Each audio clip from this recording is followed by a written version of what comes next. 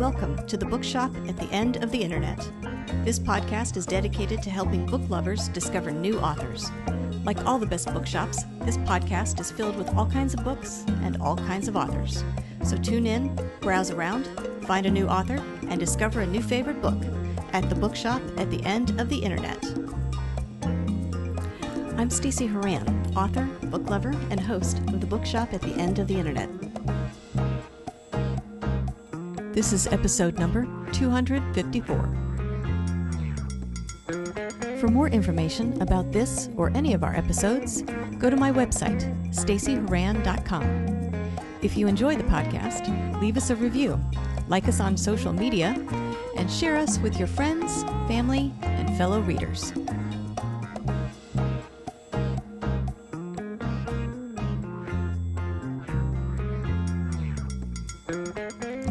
In today's episode of the Bookshop at the End of the Internet, I'm chatting with author Amy Weinland Daughters about her book, You Cannot Mess This Up, a true story that never happened. Amy kicked around the idea for a funny little time travel story for a very long time before actually writing it, finishing it, and sending it out into the world. You Cannot Mess This Up is the story of Amy going back in time to her childhood home in 1978 to spend 36 hours with her family over the Thanksgiving holiday. In this story, she meets her 10-year-old self and rediscovers what a wonderful, funny, vibrant person she used to be. By the end of writing this book, Amy wanted to be that 10-year-old self again. Amy describes this story as a memoir wrapped in a tortilla of fictional time travel. In this episode, I'll chat with Amy about her writing journey, how writing this story allowed her to let herself and her family off the hook for a lot of things, and her follow-up book, Dear Dana, which chronicles that time when she sent handwritten letters to her nearly 600 Facebook friends, as well as a few other things. Coming up.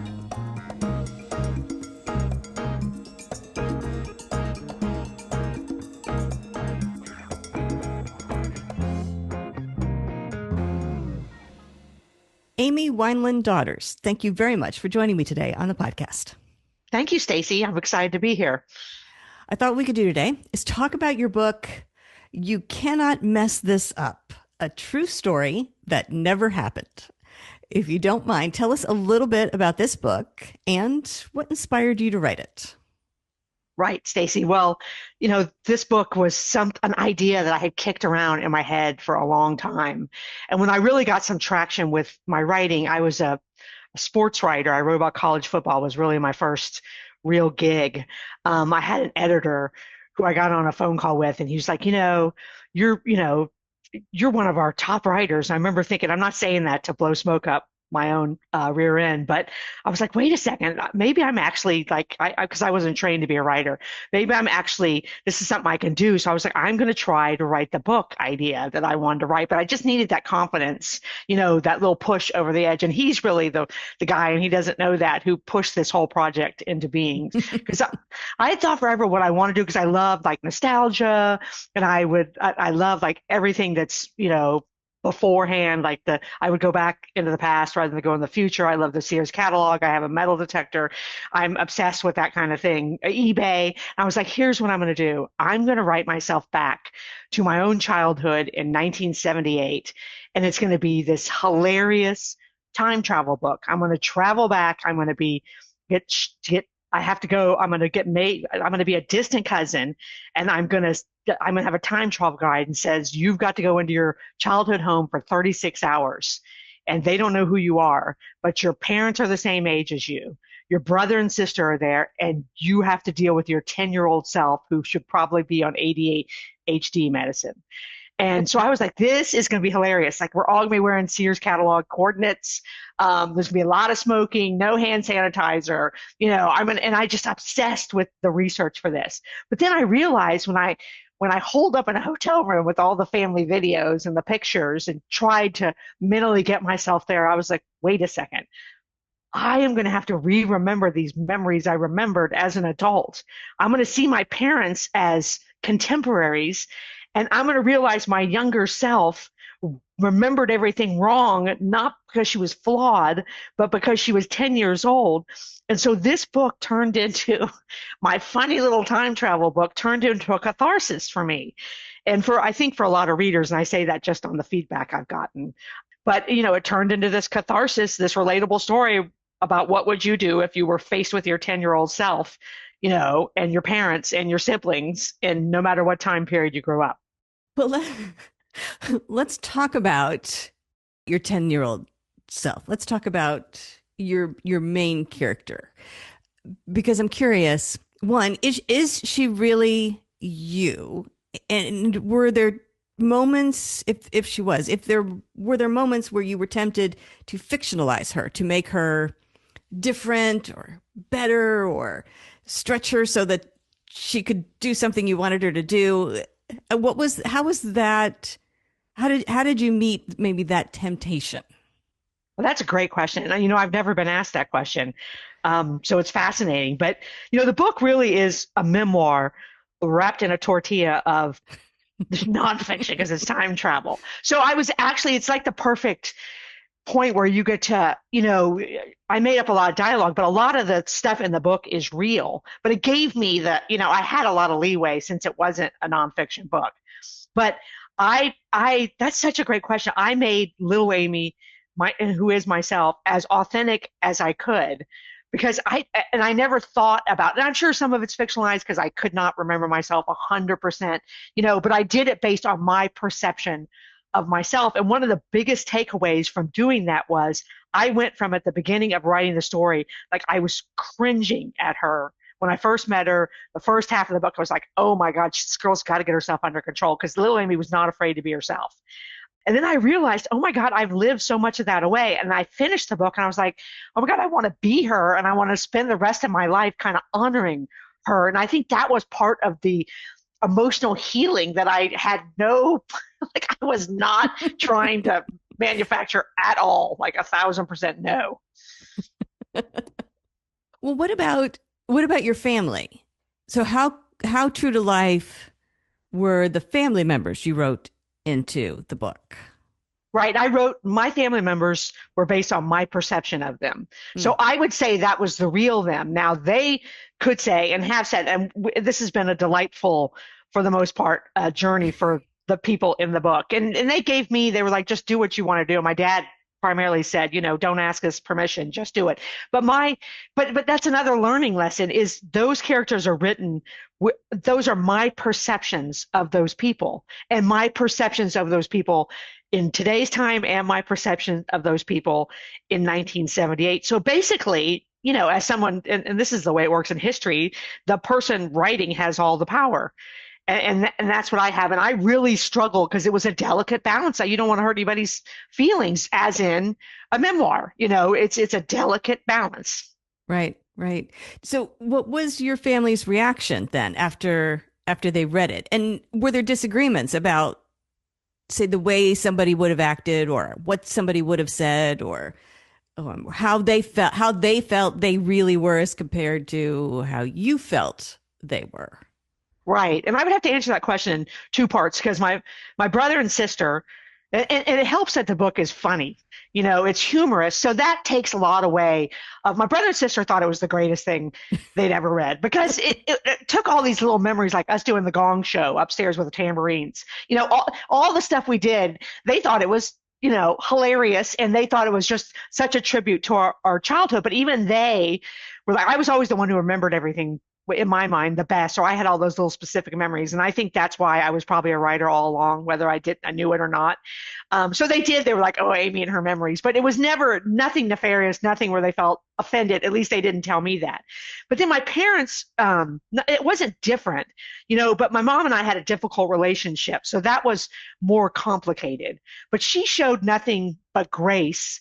And I tried to walk that tightrope of being fair, because I knew now as a mom that, I was seeing it all from one side. That was one of the things that was hard to navigate in writing the book, and then also in sharing the book with the world. My dad was easier, because my dad and I had a very easy relationship, but they both celebrated it. And my mom showed up to every single book thing. And I really think Stacy, that the book, again, totally non-intentionally, my mom and I's relationship is different because of it. Because I think those things that I never said growing up, we actually had a conversation after the fact, which is the epilogue of the book, talking about those things. And no, she did not agree with everything in the book. And she said that, but we didn't do it in like 2 hours. We did it in like 15 minutes. And then she really loved themes like, she was living the dream, but was she really in 1978? Is this really what she wanted? This guy and these three kids and this locked life that I don't have to live and you don't have to live. And she loved all that. And she just chose to focus on the positive, even though we did have the real conversation about what she did and didn't agree with about my childhood memories. Interesting. Interesting.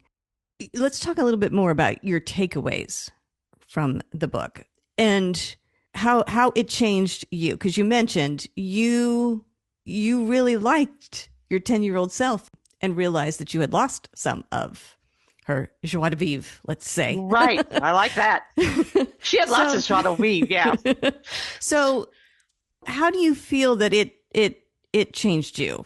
Because you said it started out being just this funny little book that you were going to write, turned into something, and it probably is that for readers, but for you, it's now something very different for you, for your family, for your relationships with your siblings and your parents. Are you happy that you did that? Are the changes good changes? Were there any things any point where you wished, oh, I wish I had not done this? Right. I think overall, I mean, there's little points. I think anytime you write something and you're an author, there's always going to be, you reread it and you're like, oh, are you kidding me? Even a sentence or a word, and a certain, there's certain scenes I would take out if I could do it again just now in retrospect. But my overall takeaway from the whole thing is very positive. And I think the overall takeaway, just for me personally, and I'm not speaking for any readers, is that I think it allowed me to let so many people off the hook. I let my mother off the hook because she was doing the best she could. I let my father off the hook because he was a male in the 1970s and grew up in a world that's not his fault. I let my older sister, who I've been jealous of my whole life, off the hook. And I think most importantly, I left myself off the hook.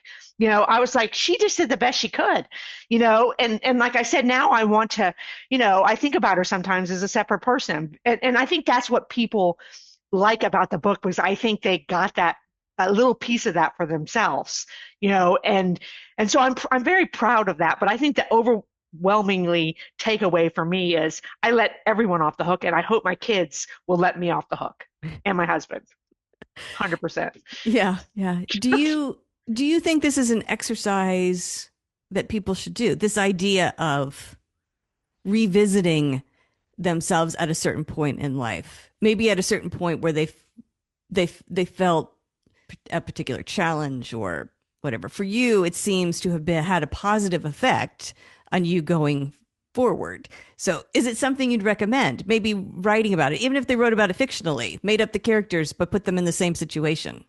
Oh, I think absolutely, done in the context of how someone would want to do it. I think it is, and I never anticipated this, it is a little bit of blueprint for, revisiting your younger self in some context, and the value of that. And there's also a lot of nostalgia and fun in it too, as well. So there is that emotional core. But I'm saying for anyone looking back, they're going to look back and they're going to enjoy those things that they forgot. So I do think it's a worthwhile exercise in the context of someone's own experience. And I'm not a psychoanalyst or a psychiatrist. I think it would have to be done in the context of where someone felt safe doing it. Yeah. Well, let's talk about the nostalgia part of this. 1978. I'm curious how much time you had to spend researching that, how much you remembered accurately, or were there things where you're like, I swear it was this, and it turns out, nope, that wasn't the thing then. Right. And that's a great question, because I immediately, the first thing I did was like, I remembered the things I remembered, like the toys we played with, the way the house looked, the colors and all those things. And that was easy. But then I spent a lot of time researching 1978. And that was my favorite part, other than the funny stuff of writing the book, was like I said at the beginning, I love that. So I was all up in the Sears catalogs. I spent a week at the Houston Library looking at the newspapers, the magazines, like everything I could get my hands on. So on one hand, there were the things I remembered as a kid that were absolutely true. Those things, the physical things that we did. It was such a delight to remember those. But then, as far as news and things that were going on in the wider world, well, of course, I was 10, so I didn't get. Like I had lived through this extraordinary period. I came across, and this is actually in the book. There was so much stuff I cut out of the book because there was so much of it because I had such a good time doing it. But I was watching like trailers for movies, and I looked at TV guides for that day of 1978, and there was this movie advertised about this couple who had both there's these two women who have both been married, then they were divorced from their husbands, they had children, but in fact they were in a lesbian relationship. And this was an ABC movie of the week, and there was a custody battle over this woman's children because she was a lesbian. I kept thinking this could not have been on TV in 1978. You know what? I was 100% wrong. That there, and then I came across there was I grew up in Texas, and the state next to us is Louisiana, and there was this article about how there was this Louisiana head and master law, and that women in Louisiana in 1978 couldn't own property in their own singular name, and the Supreme Court had turned down a bid to fight against this. And I was like, Stacy, I told myself, like, I lived in this time where women experienced this. And so those things were, that's life changing for someone who likes history and, current events that I had lived through. I was a part of this without knowing it. Right, right. Learning what you learned about the time period and the things that were going on, did it make you appreciate what your parents were going through and what the, or let's say, more senior members of your family were going through at the time, the pressures that they were feeling? Oh, absolutely. And I looked at my grandparents differently. And that's one of the sweetest scenes in the book. I see my deceased grandparents. They come and join us for Thanksgiving. And that's so relatable to anyone, who's Yeah. at a certain age. But oh yeah, and I looked at my mother primarily, and this is where my mother becomes a rock star. And she sees that in the book, though. I'm like, my mom, look at what my mom had to face that I had no idea, number one, and no appreciation for, and she lived through this time, and look at her now. She's not only survived it, now she's thriving at 85 years old. So yeah, absolutely. I looked at each of those, especially the senior members of my family, my parents and upwards, as someone who really, did groundbreaking things for me, which I guess Yeah. I knew that, but knowing the details enhanced it. Yeah. What was it about that time period that you think gives it that texture that makes it so unique as compared to, I don't know, say the 60s or the 80s, or because you mentioned like this year's catalogs and things like that. What was it that you came across and you're like, this has to go in because this defined the time? Right. I think we were in the 70s is very under celebrated. So that's one thing I'm proud about the book, because I don't think there's a lot of, there was the 70s show, but the late 70s, we were just about to go to Falcon Crest. We're about to get to the 80s, when everybody got their shoulder pads on. We were Right. kind of getting out of the polyester, but it was this jump off point to change. We were at the end of, these 60s and 70s, the turbulent 60s, and the 70s were still turbulent. You had Nixon out, you had Ford in, you had Carter at the end. It was before the whole Reagan thing kicked off, before, that period of time, which seems more stable, in retrospect, but maybe it wasn't, and I think we were on the cusp of something right there at the end of the 70s. We were at the end of stuff like that Louisiana head master law. Those things were ending. So we were about to take a right turn in another direction, but no one talks about those people at the crossroads of those two things, because you can't do that till later. And I think that's who the people of the late 70s are, and I think that, again, I'm proud to have represented that, but I also think it's something that's under, appreciated or studied or celebrated, but it will be as the future rolls on, I think. Yeah. Yeah. Well, one other thing I want to talk about regarding this book is writing humor, because it's not an easy thing to do, and it's not an easy thing to get right. So I'm curious if you can talk about your experience, because there's writing humor for the sake of just writing humor and making things funny and conveying things in a funny manner. But there's also the idea of using humor to diffuse tension or sadness or to help strike a balance, to help get readers through something that's difficult.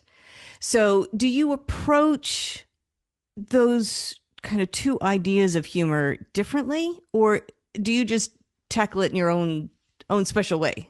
Yeah, that's a great question. I think I'm a naturally funny person, but the reason I'm a naturally funny person is because it is a technique I think I was born with, like a gift to and I think a lot of people who are funny are this way. It's a survival technique. You use it to do just what you said. You use it to diffuse situations, to to turn people's attention to something else when you feel vulnerable. And then there's the other side of it, and this fits into well what you said. There's a joy for me in making people laugh. Like that's one of the top things I get to do in my life is watch people crack up at my shenanigans. And I think this book and this story is an absolute reflection on the two-prong approach to humor that you presented. In one hand, it's just funny because it is, and in one hand, the inner monologue in the book is funny because it's just funny, but the other thing, and the thing I think I'm number one proudest about in the book is there'll be a really serious comment, like some observation about life, and then it's like from the other side, zang, comes this ridiculous thing, and I think that's real life, and I think it represents our real life, whether we're humorous or not. I think we all use that, but some of it's inside. I get to use it outside, and people Right. probably wish I would stop, but I'm not going to. Was that your role in the family? Was to kind of use humor to diffuse things, or did that role belong to someone else?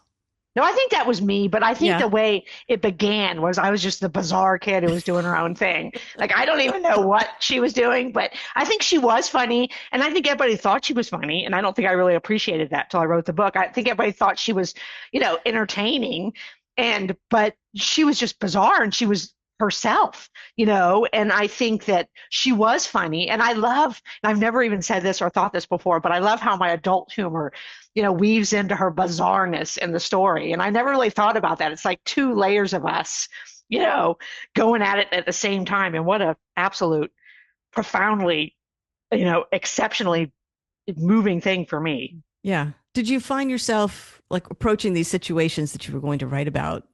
Did you find yourself one thinking about how you would now react to something and then how your 10-year-old self would react? Were they generally in alignment, the two Well, reactions? yeah, yeah, to a certain degree, but she was so oblivious because she should have been. Mm, She was delusional, and I see that in my own adult self. But she was like, "Oh, I'm everyone's favorite." I'm like, "Oh my God, you've lost your mind. These people, And I think but that's another thing that I found admirable about her. I'm like, she's not worried about all that. right. She's just gonna collect her baseball cards and move on to the next thing, And I think there was something, again, I mean, it was admirable. And Yeah. I think that's very relatable. I think you can look back at younger Stacy and find things that you forgot that you were like, wait a second, we were once this. And one big takeaway like was the whole jealousy with my sister. And at one point, everyone's going around saying what they're thankful for. And I talk about how thankful I am for my sister's science fair trophy. And I looked at my younger self and I was like, wait a second, everybody's talking about her, not you, and you're going to celebrate her. And I'm like, wait, she's better than us. I'm better than this. Like I can do better. I can do better than just be jealous of everyone and worry that everybody's proud of her science fair project, doesn't care about my soccer goal thing. Well, I want to talk a little bit. I want to switch gears just a little bit and talk about your other book, Dear Dana, because you have two books out. But let's talk about Dear Dana for a little bit. Can you tell us a little bit about this one? Right. And that's a story that happened to me as opposed to, it's chronicling an event in my life as opposed to making up a whole other story about my time travel. But basically, and it's hard to elevator pitch, but I was on Facebook one day. I friended a girl who I'd known at a summer camp 35 years ago. And I scrolled through her profile like we do. We'd had zero contact in all that time. We were both loud and thought we were funny. So we had connected. And I realized she has 5 kids, the youngest of which is her only son. He has cancer. He's at St. Jude in Memphis. So I start following along the story. He goes in remission. He relapses. And I'm as a mom, as a human being, I'm like, I got to do something. So I sit down at my desk the Monday morning after I find out, and it's like a lightning bolt hit me in the head. I'm like, you know what I'm gonna do? I'm gonna start sending them supportive cards to the Ronald McDonald House in Memphis, Tennessee. But I hadn't written anyone a letter in 30 years. I hadn't spoken to her, had any contact. I didn't hit like or comment on any of her stuff because I felt like that was disingenuous because she's fighting for this kid's life. And so I start writing them together, and and I'm half thinking this is nuts. They don't even know who you are, but I write them for probably 15 weeks. And then the kid passes away from cancer Oh. at 15 years old. I'm like, so what do I do? And I'm like, well, I'll send a condolence card. And then I'm like, I should be doing something. So I just kept sending her letters, but now I had to like stalk her husband and figure out he was an attorney, and I started sending the letters there. So this is like different levels of me being crazy, the story is. So I keep writing her, and the whole time I'm thinking, this is ridiculous, because it was. And then lo and behold, about 5 months in, she writes me back. She writes me this 10-page letter and talks about her grief. And at the end, she says, I didn't know I was going to say anything about any of that. I just knew I was supposed to write you back, but I feel better for writing it. So me and this woman spent 2 years in like 2017 writing back and forth in the US mail, and no contact other than no texting, no emailing, no messaging, none of that. And it creates this incredible vacuum where we can share whatever we want to. We end up trusting each other. I'm looking at my life from the outside in. So is she. And I sit back after about 8 months of this, and I'm like, if all this goodness can come from this one random girl from Facebook, what about all these other people? So I went all world bananagrams, and I decided I'm going to write all my Facebook friends a handwritten letter. And I thought, Stacy, I'd get to like letter 30, but I got to letter 30 and I was like, this may be the most important thing I ever do in my life, because I didn't realize what a letter in 2020 was going to mean to somebody, that you had taken that time and effort. I didn't understand that when I connected with people who didn't believe the things I did, that I was going to stop caring about what they believed, because it was an act in human connection. And I started to realize why I was connected to these people, and that they were all actually rock stars. So 18 months later, I wrote 600 handwritten letters. I wrote a book about it. I run around and talk about it all over the place. I speak about it. And really, it's become kind of my life's mission, this handwritten letter note thing. And that's what the second book's about. So what was the result of the 600 letters written and sent?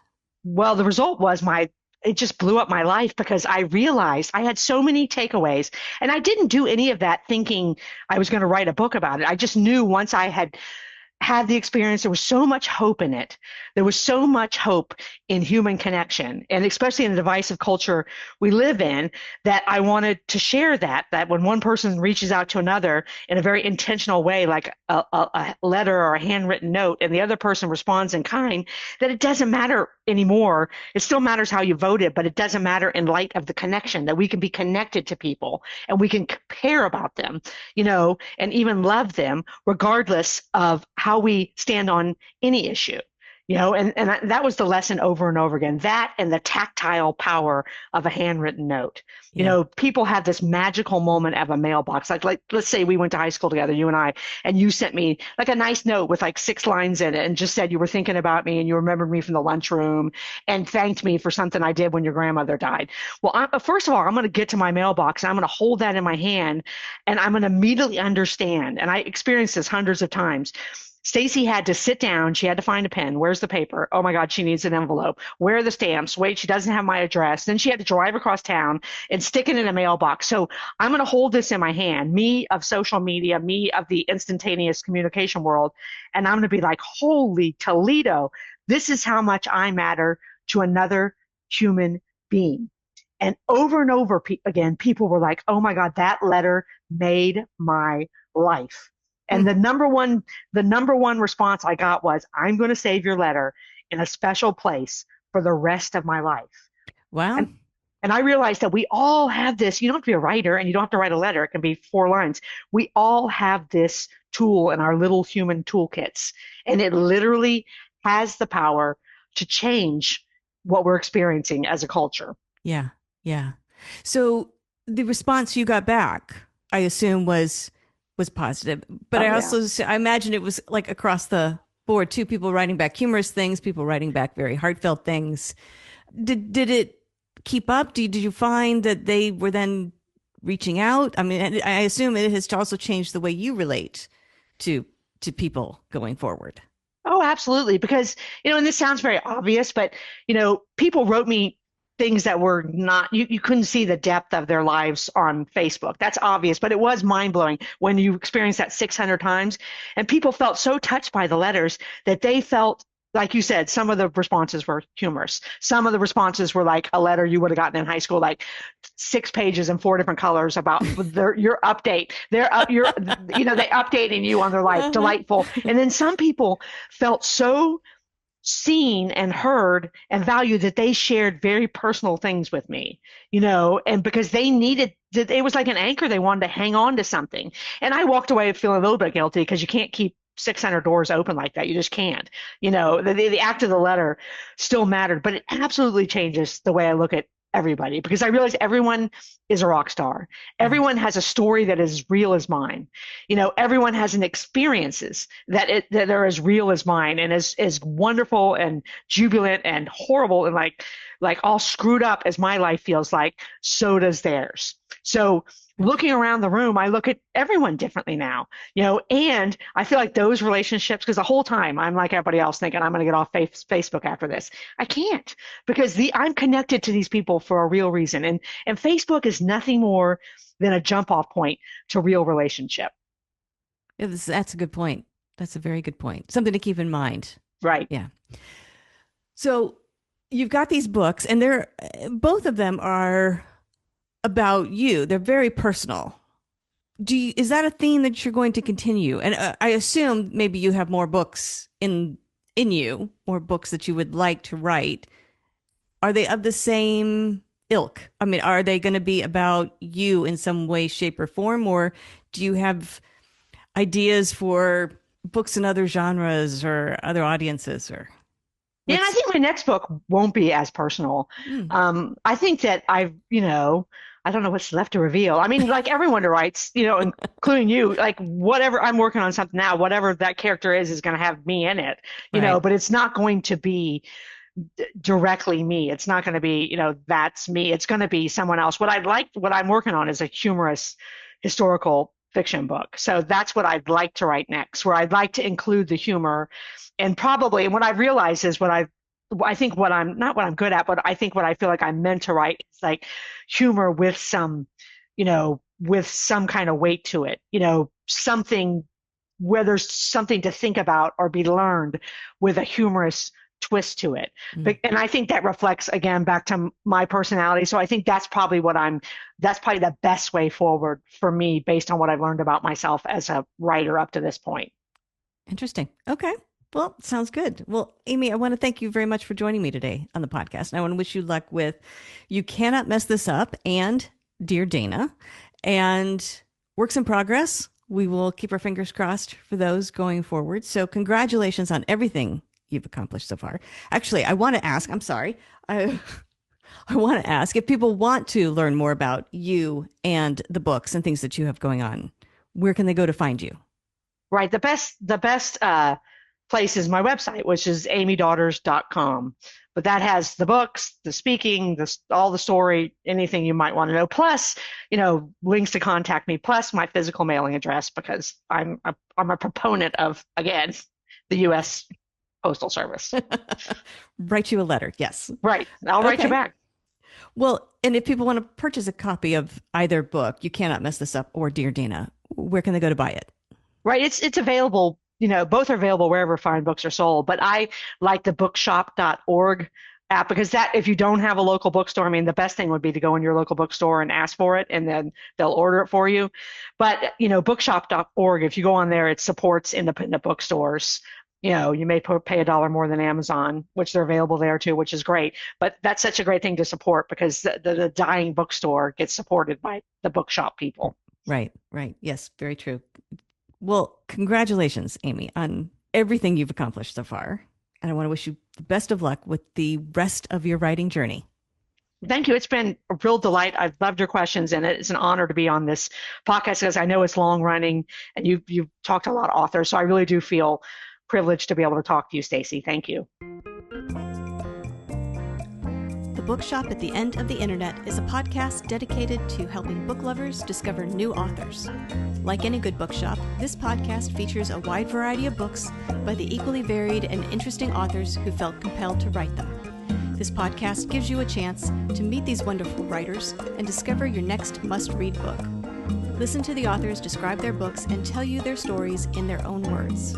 My interviews feature books from all genres and authors from all walks of life, including those who are indie published as well as those published by small presses and large publishing houses. Looking for unique, not so easy to find books for yourself, a friend, or a book club? Tune into this podcast and find your newest favorite author or maybe a soon-to-be bestseller. This podcast, like all the best bookshops, is filled with all kinds of books and all kinds of authors. Tune in, browse around, find a new author, and discover a new favorite book. You never know what treasures you might find in the Bookshop at the End of the Internet.